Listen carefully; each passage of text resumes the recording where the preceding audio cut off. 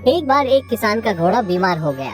Doctor ने बताया कि घोड़े को 3 दिन तक दवाई देंगे, इसके बाद भी ठीक नहीं हुआ तो हमें इसे मारना होगा, क्योंकि यह बीमारी दूसरे जानवरों में भी फैल सकती है।